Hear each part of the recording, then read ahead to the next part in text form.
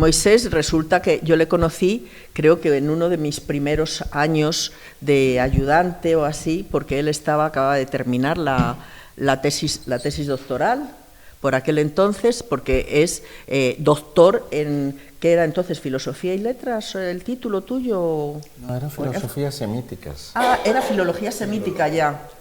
Sí, doctor en filología semítica por la Universidad Complutense. Ya no el título con el caudillo, que ese lo tengo el máster de Barcelona, pero claro, en Madrid ya era del rey, ya era del rey. Bien, pues resulta que se doctoró aquí en Madrid, en la Universidad Complutense, después ha sido durante mucho tiempo profesor en Israel, en la Universidad de Bar-Ilan se ha jubilado como catedrático, ¿no? Y también ha sido decano de esa universidad durante alguna temporada de la de letras, o de la de historia, ¿no? De historia era, o de historia de los judíos, de ciencias judaicas, no me salen las historias. Y bueno, el hecho es que desde entonces pues no para de recorrer todo el mundo dando conferencias por todas partes. Es un ejemplo. No me conviertas en trovador. Bueno, la trova en este caso no es tan musical como intelectual. Y hoy nos va a hablar de la Cofradía Sefardí de casar doncellas pobres y huérfanas. Bueno, primero que todo agradecer a la Fundación y a mis colegas, la profesora Amparo y el profesor Mariano Aranda, que somos amigos de antaño también, y la oportunidad de estar en Soria, porque a pesar de que viví en esta tierra querida muchísimos años, nunca estuve en Soria. O sea que esto para mí es una gran oportunidad de conocer, de seguir conociendo España. Pues les voy a hablar de la cofradía de casar huérfanas y pobres. ¿Por qué elegí el tema este? Porque me pidieron algo que rompiera fronteras. Y efectivamente esta cofradía rompe fronteras de la península ibérica, no solo de España, también de Portugal, pasando a otros lugares de la diáspora sefardí, digámoslo así. Dicho esto, empezaré por hacer una comparación entre el lugar que esta idea de ayudar a las pobres jóvenes huérfanas a casarse y a hacer su hogar, su familia, en el judaísmo, pero también en el cristianismo, porque esto también existió en el cristianismo. Una vez dada esta introducción comparativa, lo que os voy a presentar es un caso estudio mío sobre una comunidad específica, no en España, sino en Italia, Livorno, pero comparando con otras comunidades mismas en Italia, que van a ser Venecia, y también demostrarles cómo esto sigue rompiendo fronteras, pasando a Hamburgo, Ámsterdam y al Nuevo Mundo. O sea que esta cofradía, que parece una cosa muy íntima, muy secundaria, como veremos, se va a convertir en una organización que crea un pansefardismo total por un lado, y por otro lado va a obtener el grado de Santa Compañía, o sea, le dan un grado de santidad. ¿Por qué? Vamos a ver. Porque el precepto de ayudar a las novias necesitadas tiene raíces muy profundas en el judaísmo. Los sabios del Talmud han considerado este hecho no solo un acto de bondad elemental, sino también una de las obligaciones más éticas de la vida judía. Lo veremos también en la Iglesia, o sea, no solamente el judaísmo, todos somos humanos, pero como os he dicho, voy a hacer una introducción comparativa antes de adentrar en el tema. El Tratado Talmúdico Shabbat 127a nos dice, y esto lo sabe mejor aquí nuestra doctora de la oración matutinal, estas son las cosas cuyos frutos el hombre disfruta en este mundo, mientras el capital principal permanece para él en el mundo venidero. En la lista que se trae de las cosas se menciona explícitamente la ayuda a las novias a casarse, junto a la honra de los padres y también a la hospitalidad y la visita de los enfermos. El Talmud Berajot 61a nos da el ejemplo de Dios y los ángeles, que los sabios explican que el mismo Dios cumplió este precepto. En el Talmud, en este lugar, se describe cómo el mismo Dios ayudó a Eva, que estaba desnuda, a vestirse, bueno, con la hoja, pero dice el Talmud, la peinó y la adornó antes de presentársela a Adán en el jardín del Edén, claro. De aquí concluyeron los sabios que el concepto este de imitatio Dei, o sea, imitar a Dios, al igual que el Creador se ocupó de embellecer a la novia, los seres humanos deben ayudarla a hacerlo, o sea, que entre honradamente a la nupcia. En Megilá 3b se decreta interrumpir el estudio de la Torá para esculcar a los muertos, pero también para introducir a la novia en el palio nupcial. Y tengo otros ejemplos, pero no quiero aquí agobiaros con las enseñanzas, sino simplemente ya habéis captado la línea, porque de ahí las sociedades benéficas en las comunidades hebreas jugaron un papel muy importante, no solo en la supervivencia, sino también en la cohesión y también en la autonomía de la diáspora. Hasta llegar, como he dicho antes, a dar a esta cofradía benéfica el grado de la Santa Compañía. Luego veremos los nombres en diversas ciudades. Las cofradías y obras pías para casar huérfanos también tuvieron un lugar primordial en la sociedad cristiana. Esta vez sin romper fronteras, porque traeré las comunidades o las cofradías locales. Su función principal también era reunir dinero para la dote de mayores y jóvenes pobres. El dinero de la dote era en toda la época medieval, pero veremos que en la parte islámica esto no funcionó tanto. Traeré a Goiten y a la Genizá. Una mujer no podía casarse sin tener una dote. En la sociedad cristiana, la mujer sin familia o sin dinero enfrentaba, según la vista de la sociedad, un gran riesgo de caer en la pobreza extrema, en la delincuencia o en la prostitución. La Iglesia consideraba, por tanto, que ayudar a estas jóvenes era un deber sagrado para salvar el alma. Además, estas instituciones daban estabilidad social y evitaban el desamparo. ¿De dónde venían los fondos? Eso lo veremos luego en mi caso estudio. Pero en el caso de los cristianos, los fondos venían de donaciones de familias nobles, de comerciantes, de clérigos y de miembros ricos de las parroquias, quienes dejaban parte de sus bienes antes de morir para lograr el perdón de sus pecados. La selección de estas jóvenes, ¿cómo se hacía? Pues un comité evaluaba a las candidatas. Estas debían demostrar que eran verdaderamente huérfanas o pobres, además de tener conducta honesta y, como pone en uno de los textos eclesiásticos que vi, recogida. No sé de qué va lo de recogida. Bien.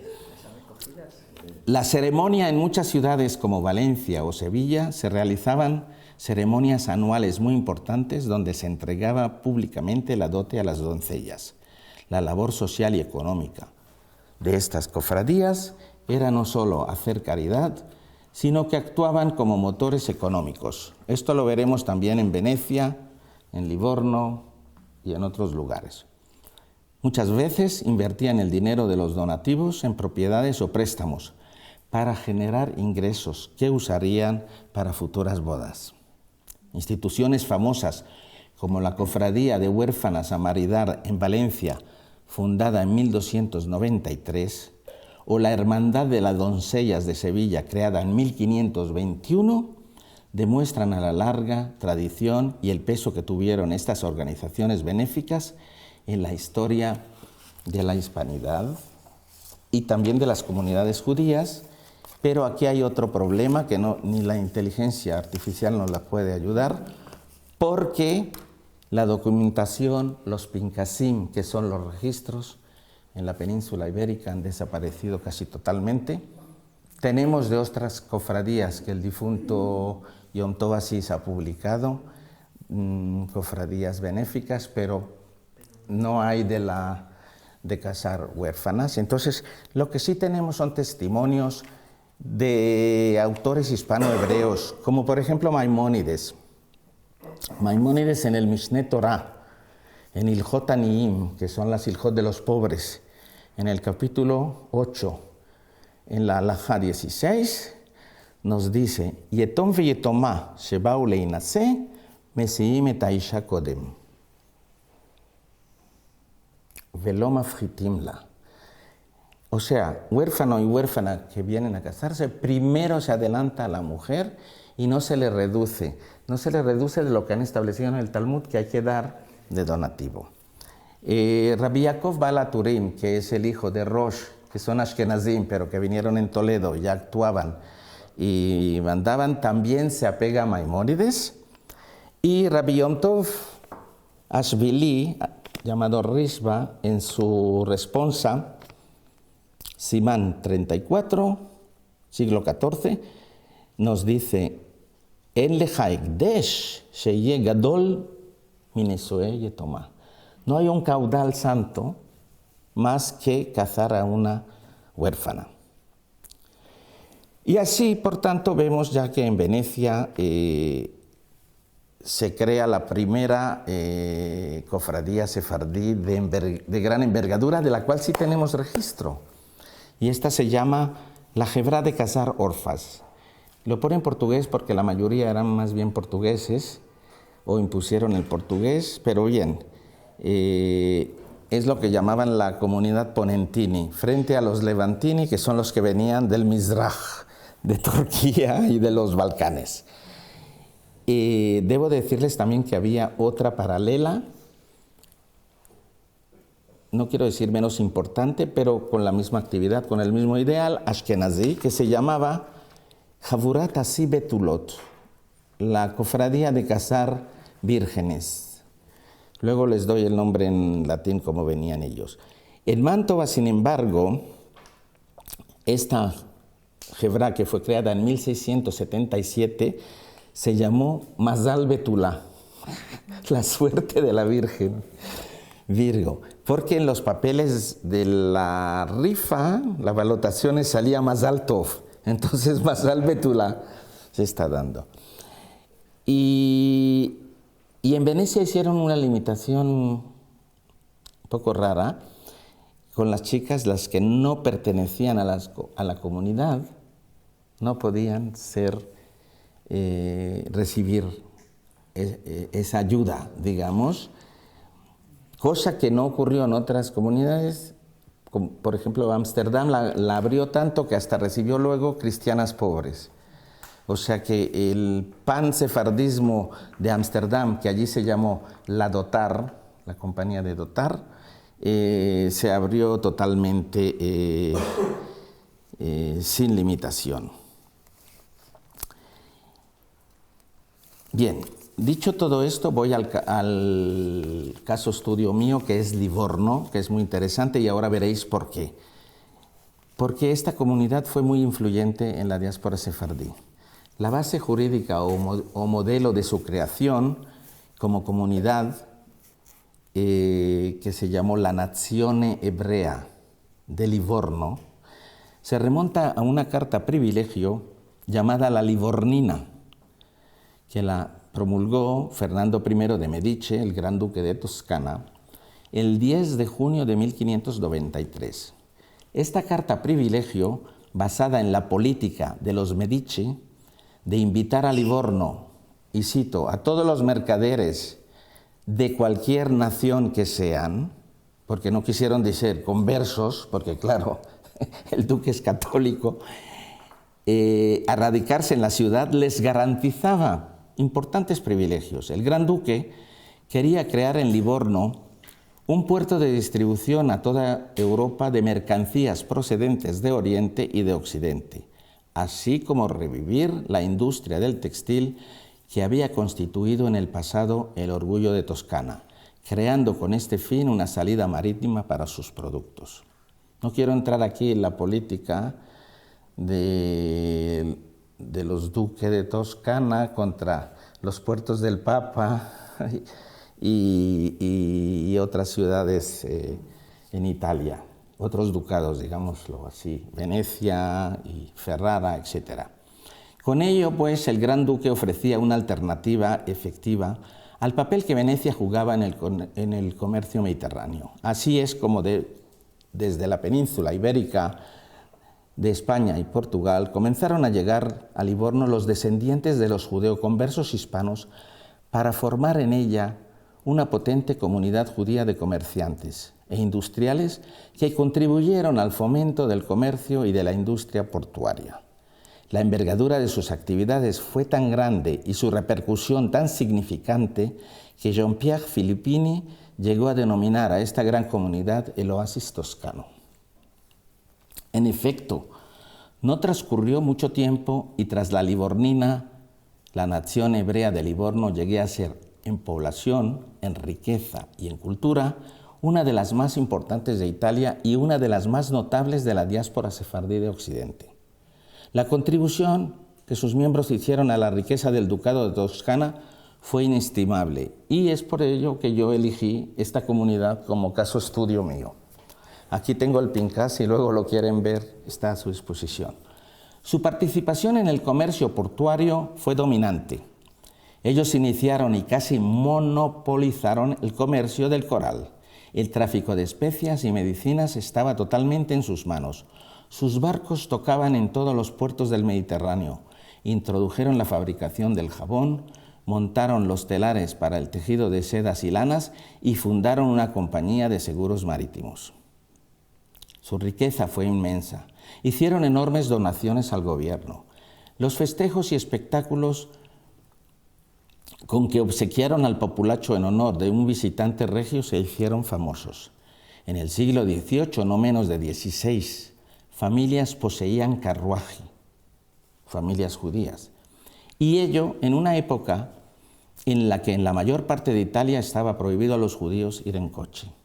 En 1593, Livorno, que era poco más que un pueblecito pesquero de 400 personas, 2 siglos más tarde, solo la población judía se elevaba a poco menos de 7.000 habitantes. Este extraordinario desarrollo se debió en gran parte a la afluencia de los ex-judeoconversos españoles y portugueses que constituían la columna vertebral de la comunidad. Ya hacia 1644 ascendía a casi 100 el número de familias acomodadas y en los años siguientes continuaron llegando otros refugiados, universitarios de Salamanca y de Alcalá, médicos, militares y sobre todo comerciantes que aún aportaron más al bienestar y desarrollo del próspero puerto. En contraposición a Venecia y otros lugares, los conversos que se establecieron en Livorno no hallaron una comunidad judía ya asentada. Por lo tanto, pudieron ellos desarrollar su propia forma de vida de un modo sin ejemplo en ningún otro lugar de Italia ni de la diáspora sefardí. Al igual que en Pisa no se había establecido ningún gueto formal, porque ello habría sido contrario al espíritu de las concesiones de 1593 que antes nombré, estipuladas en la Livornina. Y en consecuencia se conservó ampliamente la tradicional grandeza del hidalgo, el hidalgo sefardí. Nosotros somos más que los italiani, que los berberisco, que los ultramontani, etcétera, etcétera. La lengua oficial de la comunidad fue el castellano hasta los comienzos del siglo XIX. En la vida diaria se utilizaba generalmente el portugués como lengua de comercio mediterráneo. En estas lenguas floreció una vida cultural independiente con su literatura propia y sus características institucionales e intelectuales. Y he metido lo de la lengua porque esto también es una casa de estudio de la lengua. Bien, pasemos al tema. La Hebrá de casar orfas y doncellas, así se llamaba. En hebreo es Moar Betulot, el Moar de las dote alle Virgine, viene en italiano. Fue sin duda la más importante y activa de las instituciones de la obra pía de la comunidad de Livorno durante 300 años. Se fundó en el año 1644 con la aprobación del Gran Duque de Toscana a petición de la nación hebrea de Livorno, cuyo Massari, los Massaris son los directores de la comunidad,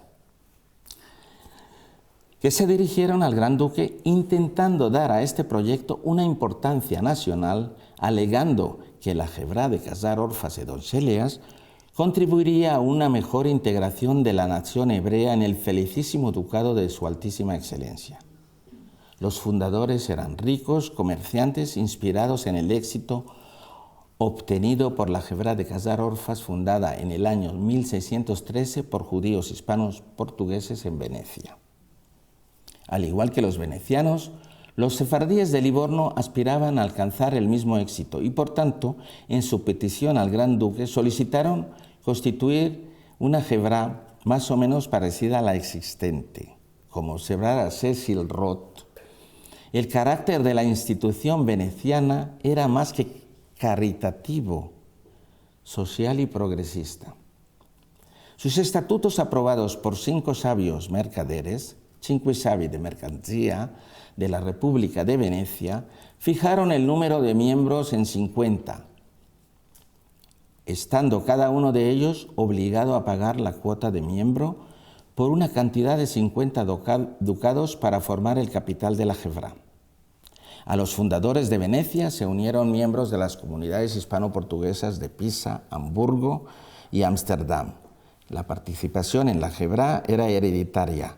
Su principal objetivo fue la entrega de dotes a las doncellas judías pobres, portuguesas o castellanas por parte de madre o padre. Al resto de las candidatas se las seleccionaba a través de una votación, lo que llamaban valutazione, que se parece un poco a las rifas aquí que hay de Navidad, que ponen un bombo, ¿sí? Y van saliendo. La valutación es famosa. Este modelo fue seguido por los comerciantes hispano-portugueses de Livorno, que aparte de su actividad económica quisieron destacarse en el campo filantrófico, aumentando así aún más su importancia a los ojos del gobierno toscano. Esto se desprende de la solicitud dirigida, como dije anteriormente, al Gran Duque Fernando II y a la prohibición de la nación hebrea de crear otra sociedad paralela, para evitar lo que ocurrió en Venecia, que os dije que había competencia, o como nos dijo ayer la guía, pique entre la sociedad ashkenazí y la sefardí. Aquí el duque de Toscana prohíbe esto, pero si se autoriza con la quinta parte de la Asamblea General, se podrá tener en consideración el caso. No obstante, la Hebrá livornesa no se rigió siempre por los estatutos de su homóloga veneciana. El número de miembros fue aumentando progresivamente con el tiempo, hasta llegar a los 219 en el año 1727, en comparación con el número fijo de 50 que quedó siempre en la institución veneciana. El número de miembros fundadores fue de 47 como en Venecia, pero hacia finales de 1644 había ya 68 miembros, 194 hacia finales del siglo XVIII y 219 en 1727. La nómina de fundadores, tal como aparece en el registro del archivo que he logrado en mi viaje allí a Livorno, Archivio de Stato de Livorno, es la siguiente. Os leo un poco, son pocos nombres, no a fin de libro de teléfono, pero los nombres os sonarán para que veáis las familias sefardíes. Antúñez Abraham, 1644, Baruch Jacob, 1644, Bocarro Aarón, 1644, Cardoso Abraham, 1644, Coello David, 1644, de Campos Jacob, de Medina Jacob, de Paz Isaac, todos estos eran de 1644. 1645 tenemos a un de Soria Jacob.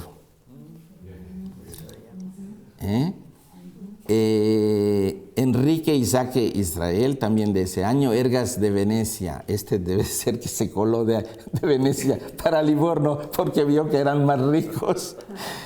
Gabay Samuel, Israel Amnon Jacob, Lucena, estos todos son de 1645, incluyendo a Lucena David.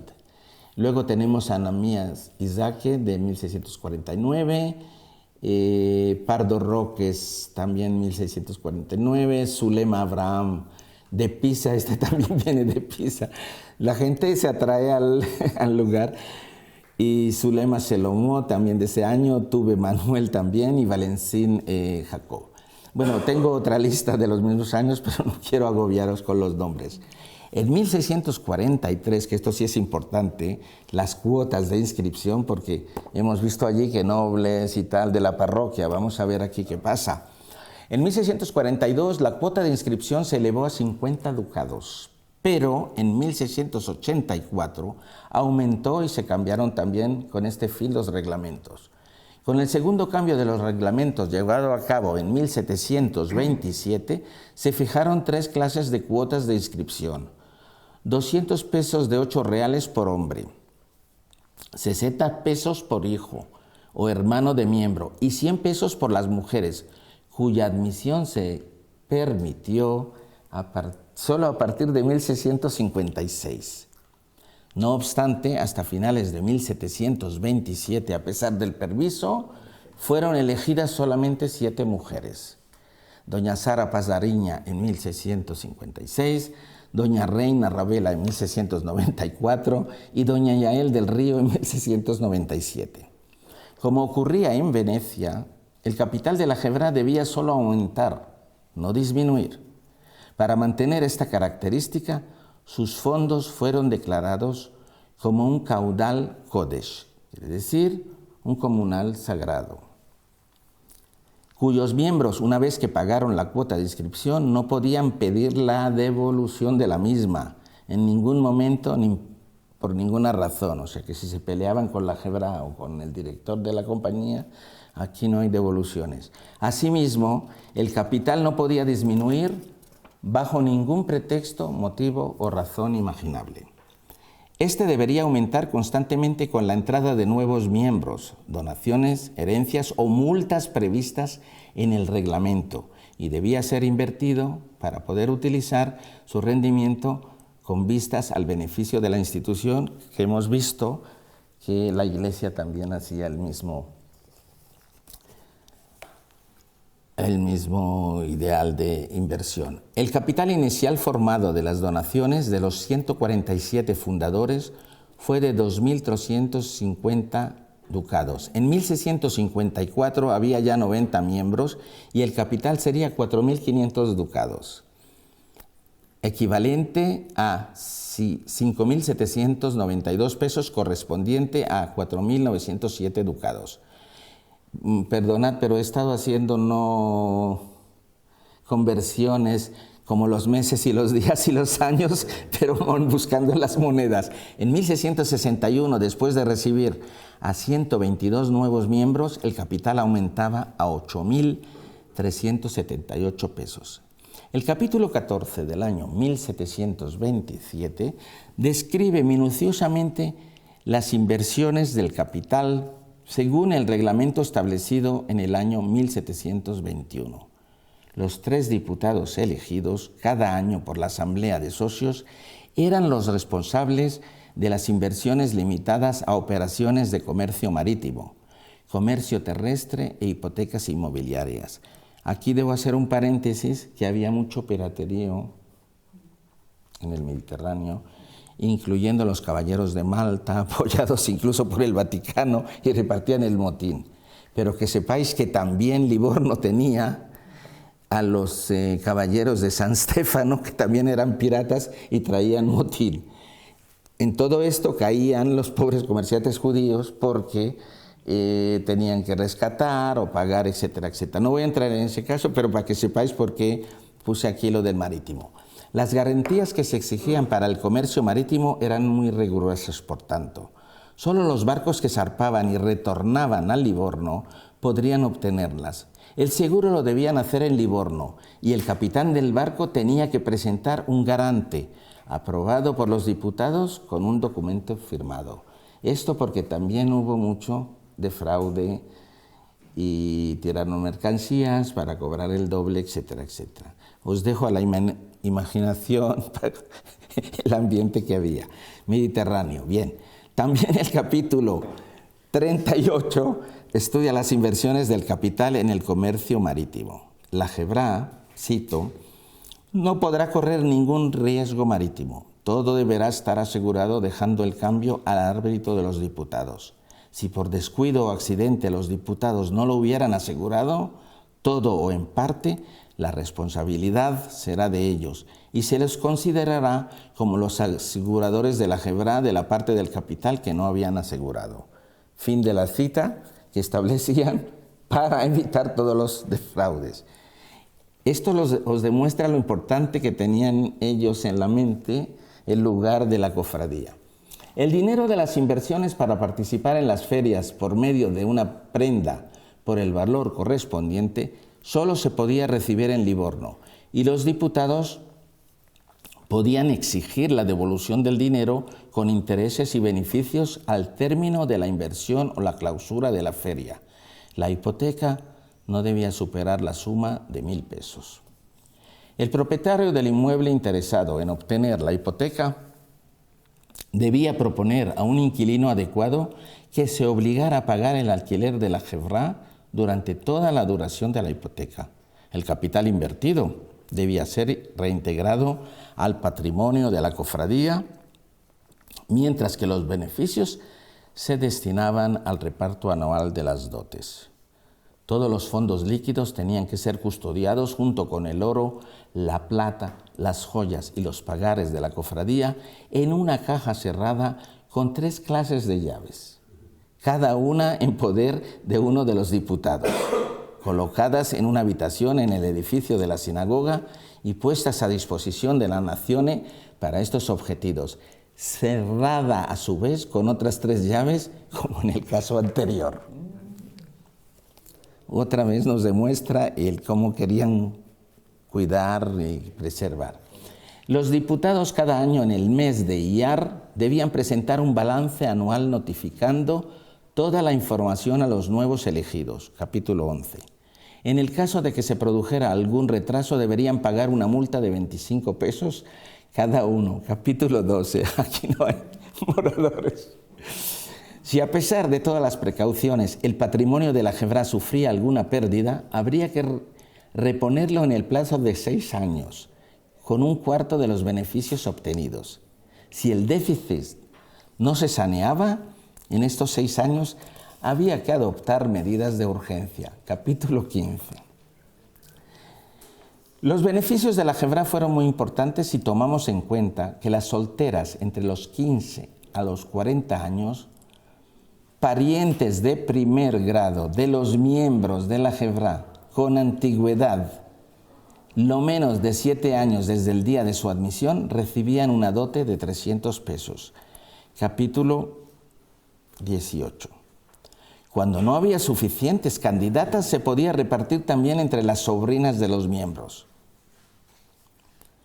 Parientes más lejanos podían obtener dote de 150 pesos si obtenían el permiso y si el capital líquido lo permitía. Todas las candidatas posibles eran elegidas por sorteo, la votazione. Si ocurriera que una hija de un miembro no resultara elegida durante 2 años seguidos, recibía una dote sin necesidad del sorteo el 3er año. Están asegurándose ellos los que invierten. Capítulo 19. Si después de celebrarse la rifa que daba dinero, sorteaban dotes de 100 pesos entre jóvenes sin parentesco con los miembros. El capital destinado al sorteo de las dotes para las jóvenes pobres se llamaba búsula de oro, bolsa de oro. Capítulos 20 y 24. Las jóvenes que obtenían la dote debían casarse en un plazo de 2 años con posibilidad de prórroga por 1 año.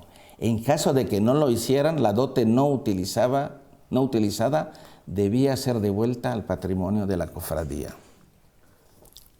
El reglamento del 1727 y probablemente también aquellos que le precedieron hicieron referencia al caso de que un miembro de la Jebra perdiera su derecho. Si se bautizaba, era expulsado y su familia, aunque permaneciera en el judaísmo, no tenía ningún derecho a ningún privilegio otorgado a los miembros. El que viajaba a España o Portugal y no regresaba en 1 año, se consideraba muerto y sus derechos se traspasaban en herencia a su hijo o a su pariente más próximo. Capítulo 18. Esta última disposición en su versión de 1727 era muy clara y recordaba abiertamente a España y Portugal, a diferencia de la disposición 25 del año 1655, para no citar explícitamente a España y Portugal, se usaba la circunlocución as partes de ponente donde no pueden estar judeos. Posteriormente, habiendo disminuido el temor a la Inquisición, fue posible escribirlo más claro. E se algún haber fora a terras de España o Portugal e morar en ellos 1 año, ficará asimismo excluido de haber, pasando por en seu haberut, a que en conformidad de estos capítulos le tocar como se hubiese muerto. Fin de la cita. Esta disposición quedó inalterable en el reglamento de 1750, pero en el 1821 fue abolida, ya que actualmente se puede ejercer públicamente nuestra religión, que ya volvían a España y Portugal y no los perseguían. Claro, la Inquisición fue abolida. Caducará el nombramiento de haber de los que abjuraron del judaísmo por cualquier caso. Esta disposición regirá también sobre aquellos que, aunque no abjuraran del judaísmo formalmente, se asentaran en países en los que estuviera prohibido para los judíos practicar su religión, no solo en público, sino también en privado, y que hubiera en sus alrededores ninguna comunidad a la que pudieran acudir en las fiestas, o que no hubiera a su alrededor cementerio, ya que en estos el alejamiento total y final se consideraba como absoluta apostasía, aunque no de manera formal. Puesto que hoy día se permite en el Reino de Portugal y en el Reino de España practicar nuestra religión, ya no está la Inquisición, claro, estamos confirmando públicamente a nuestros correligionarios que viven allí, no se les impide ser miembros como ocurría en el pasado cuando las circunstancias eran distintas. Solo los que vivían en España no podían ser aceptados como miembros porque todavía había recelo inquisitorial a pesar de que la institución no existiera. Claro, seguían diciendo estos, el estatuto de limpieza de sangre, etc. Si la joven se bautizaba después de recibir la dote, esta debía ser devolver el capital, tú te lo sabes, el capital del patrimonio. Si tuviera relaciones sexuales con su futuro marido antes de celebrarse el matrimonio, ¿qué pasaba? Perdía sus derechos. Si el hecho fuera puesto en conocimiento de los Masari después de haberse casado y después de haberle pagado la dote, el marido tenía la obligación de devolverla. Cito, ya que la santa intención de nuestra Jebra es socorrer a doncellas virtuosas, honorables y honestas y no a otras. Capítulo 39, y esto se parece a lo que os dije de la iglesia, las recogidas. Creo que este es el sentido. Bien, el capítulo 51 tuvo en consideración la eventualidad de una fuerte emigración de los miembros de Livorno. En el caso de que casi todos los miembros se fueran y quedaran solo 20, el capital de patrimonio debería quedar en Livorno y ser usado solamente para ayudar a las jóvenes a casarse. Aquí os cuento que efectivamente luego hubo una caída enorme de Livorno y muchos livorneses, judíos, hispano-portugueses, emigraron a Túnez, creando allí una comunidad que se llamó Grana, los legornos o legorneses, que en árabe es Grana, los Gornim, una gran comunidad al estilo ibérico, con sus takanot, las takanot de Castilla, se casaban así. Pues de aquí se mandaba dinero para ayudar en el caso de que hubieran necesitadas. Esto era un signo de esos tiempos, la ayuda comunitaria. La inmigración de comerciantes hispano-portugueses se convertía más frecuente a principios del siglo XVIII y la predicción entonces era pesimista. A pesar de ello, la comunidad plurinacionalista crecía, pero la intención de los fundadores era conservar la identidad hispano-portuguesa. Si examinamos la nomenclatura de los miembros de esta confraternidad desde 1646 a 1700, destaca una mayoría absoluta de hispano-portugueses. No os lo voy a leer para no crean que estoy aquí en Movistar o no sé qué. Pero sí iré terminando. ¿Cuánto me queda de tiempo? Lo que tú quieras. 10 minutos. 10 minutines incluso. Vale. Si terminas antes, puede haber más. Vale. La organización y funcionamiento de la Hebrá de casar orfas y doncellas de Livorno nos muestra las tendencias de los dirigentes de la comunidad para conservar la noción colectiva de los hispano-portugueses, así como el desenvolvimiento de la vida comunitaria. Y lo sigo repitiendo porque esto era para ellos la identidad, o sea, una cofradía de beneficencia, pero que les daba su identidad hispana.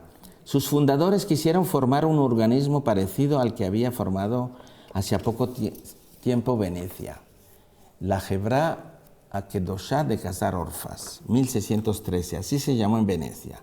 Y posteriormente en Ámsterdam, la pan sefardí de todas, porque fue abierta, incluso recogió a las que todavía no se habían convertido, se llamaba la Santa Compañía de Dotar Orfans y Doncellas Pobres, 1615, Ámsterdam. Pero nosotros los investigadores y todo, cuando citamos, la llamamos comúnmente dotar. Así que los que lean los trabajos de Joseph Kaplan, cuando vean dotar, ya saben de qué va la cosa.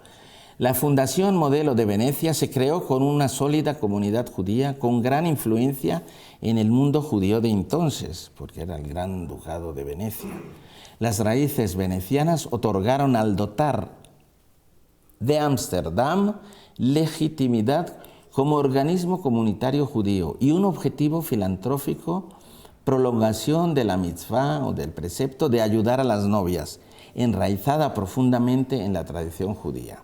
Sin embargo, la institución de Livorno, en opinión de sus fundadores, tuvo cierta naturalidad, ya que también mantenía raíces organizativas existentes en la sociedad católica en la península ibérica que os traje al principio.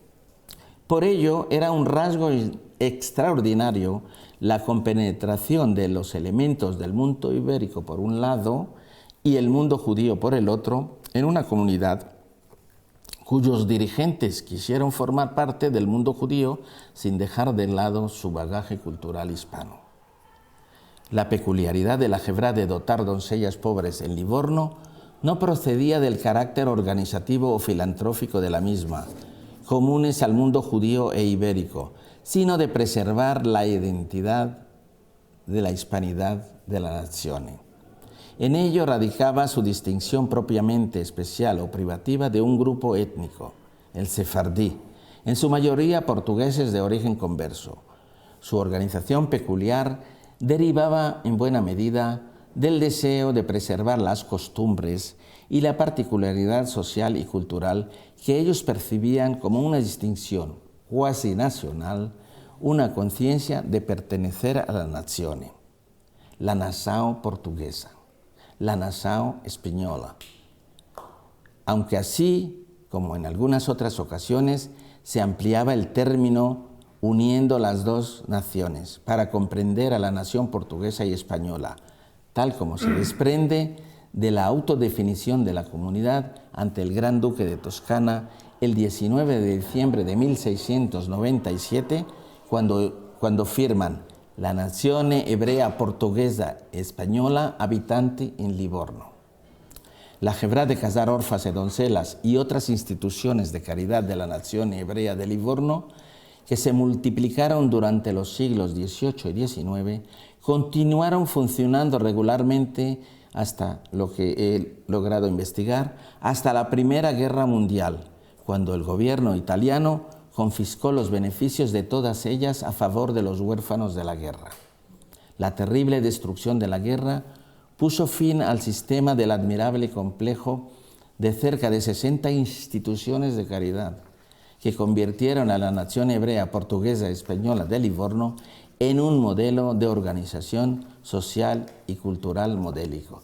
Muchas gracias por la atención.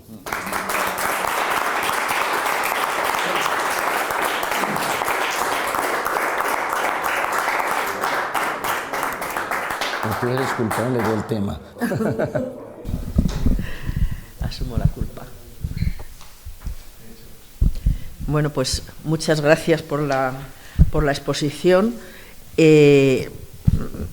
novedosa dentro de lo que ha sido todo el trabajo de estos días, y que a mí me ha gustado y me ha interesado muchísimo.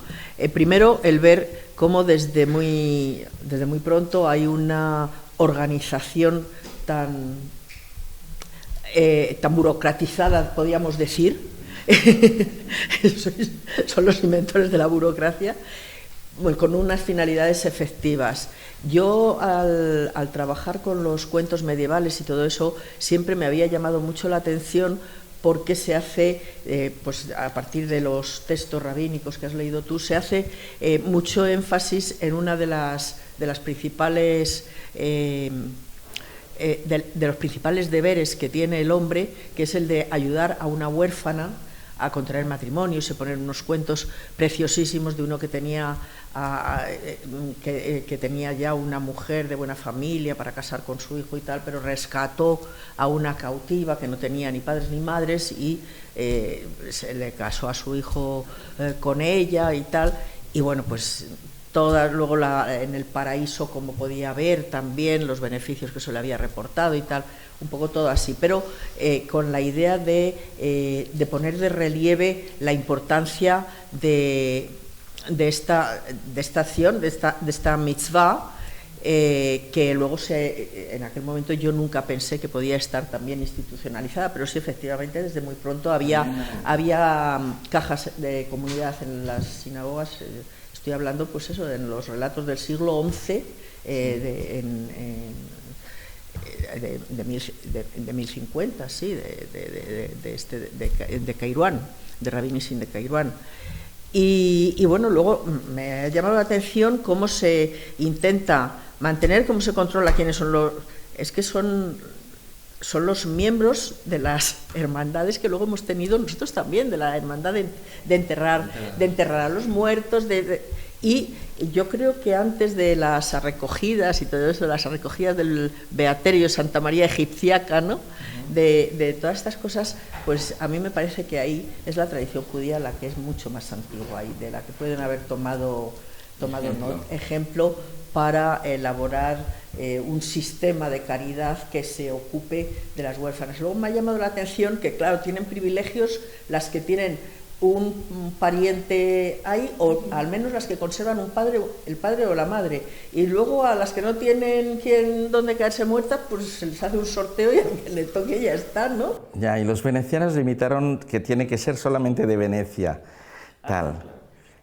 Quiero hacer un inciso, lo que tú dices es verdad, o sea, lo que sí había en España hasta el siglo XV y después que se fundó todo esto, son las cajas que tú dices de donaciones en las sinagogas, y se repartía, pero existía.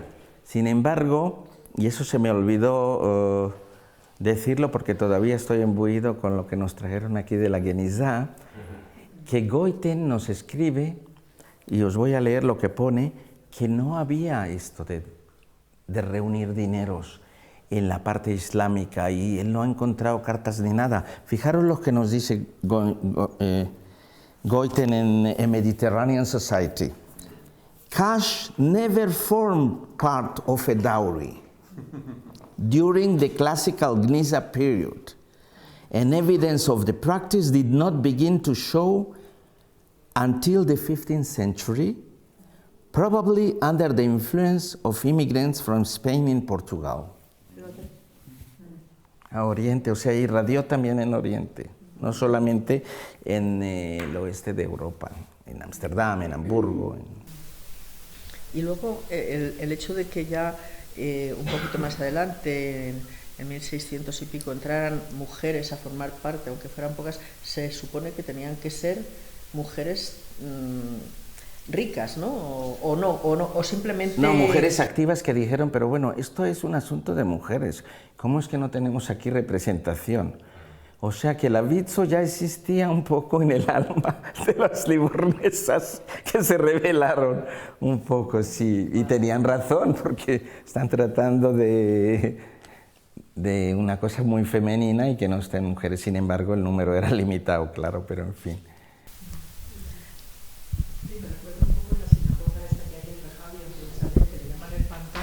Que es una sinagoga casamentera, y está el rabino y la rabina, o sea que la señora están ahí articulando, y tienes un barrio entero donde además lo observas, ¿no? Cuando hay movimiento, bloques enteros de hombres y bloques enteros de señoritas, y entonces dice, ya están en marcha aquí el casamenterío. Y luego en los cafés con encanto que hay entre vegetación, parque y demás, ves cómo es el cortejo, se están conociendo, ¿no? Entonces poco a poco se hablan, se miran, o sea que ves todo el protocolo, y bueno, para mí es el culebrón de las tardes. Cuando vengo de la excavación estoy viendo el protocolo, y cuando veo que ya se tocan la manita digo, la cosa va bien, la cosa va bien. Es eso, es esa mentalidad. Sí, pero ella le dice, déjame que yo también te ayude a elegir porque a lo mejor metes la pata. Y de hecho hay bastantes fracasos en ese sentido, ¿no? Entonces dan unas nuevas oportunidades y demás, ¿no? Sí, funciona, sí.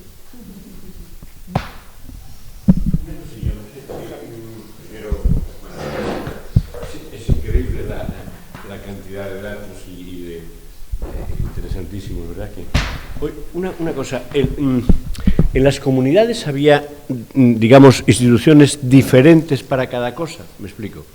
Es decir, en Venecia había una Gebrá, por lo menos, para lo que llamaríamos hoy la seguridad social. Bueno, es una broma lo que digo ahora, pero es muy interesante por lo que señalaba Amparo de la antigüedad sobre, ¿no?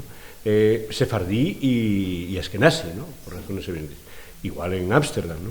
Entonces, digamos, ¿había organizaciones diferentes o se relacionaban entre sí para cada una de las finalidades? No siempre eran diferentes, y de hecho la de Venecia, la Ashkenazi, fue perdiendo influencia, digamos, capacidad, etcétera, etcétera, y ha quedado la ponentina, la sefardí, ¿eh? Ahora en Livorno habían 63 cofradías de tal. Pero eso es muy interesante porque significa que la optimización de recursos, primero la voluntad, lógicamente, de atender a las personas con necesidad. Pero al mismo tiempo, la voluntad de recursos. Ahora, claro, pero estamos hablando de una comunidad muy rica, por eso os traje la introducción, no para impresionaros de quién voy a hablar, sino para que sepáis que había caudal. No en todas las comunidades esto ocurre, y sabemos que más que todo las de Ashkenaz, pues muy reducidas, ¿no?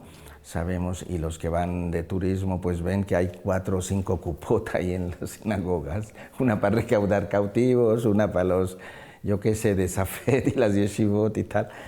Esta comunidad, por eso la elegí, es excepcional. No creo que tenga a la par otra con 63 cofradías.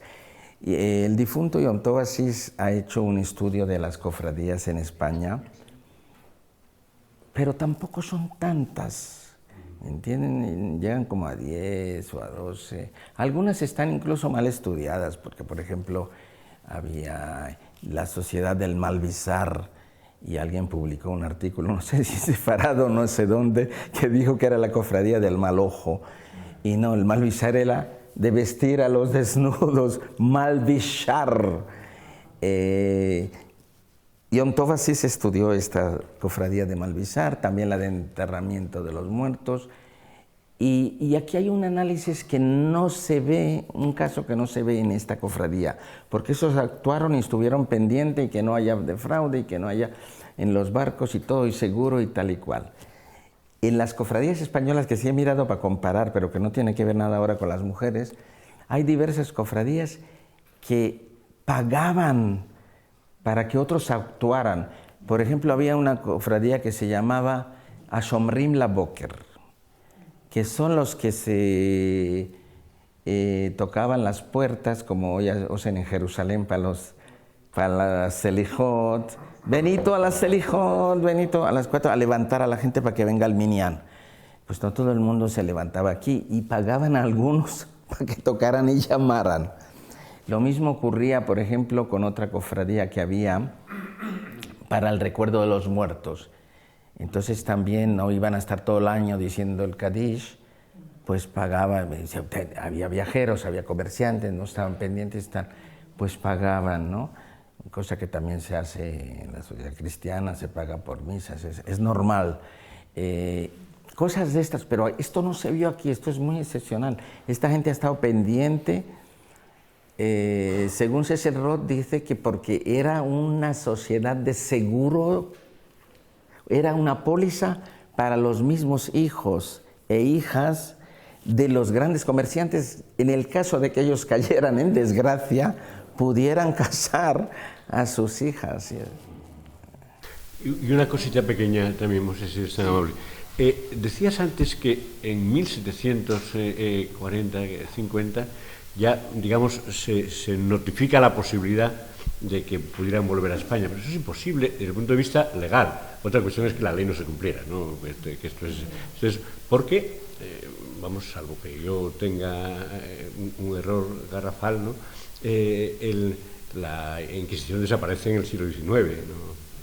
No, había, yo no quiero decir una locura, pero el turismo a España siempre atrajo a los descendientes de sefardíes y nosotros tenemos ejemplos de jaramot y de castigos que se han hecho a gente ante la Teva en Hamburgo, incluso en Ámsterdam, de parejas judías que se han casado y el novio le dice a la novia, oye, pues mira, vamos a la tierra de mis antepasados, que es muy bonita, y ellos vienen como cristianos, supuestamente entran y salen.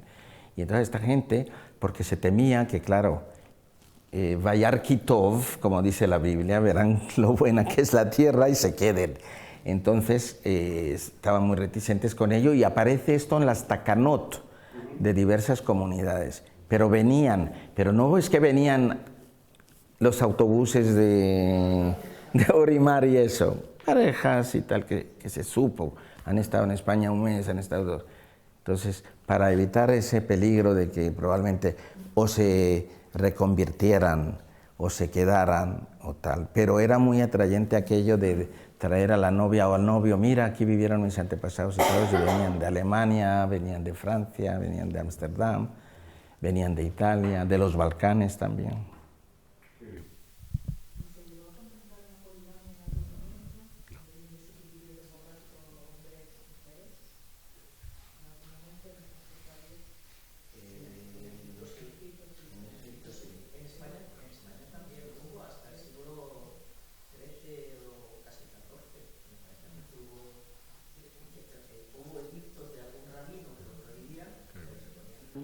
Es que había permiso real y esto alimentaba las arcas reales, porque había que pagar para el permiso este de... Y en las que tuvo se indicaba que no podría tomar una segunda mujer. Con lo cual quiere decir que se podía tomar. Entonces, principalmente además en los países de asentamiento islámico, pues era mucho más fácil, pero luego les costó muchísimo, los hispanoárabes les costó muchísimo pasar del régimen islámico al régimen cristiano. Y los reyes cristianos de Aragón permitieron durante algún tiempo, para no liarla más, que se casaran, aunque fuera comuna, pero no más. Sí. Eso también lo han estudiado. permisos reales, permisos.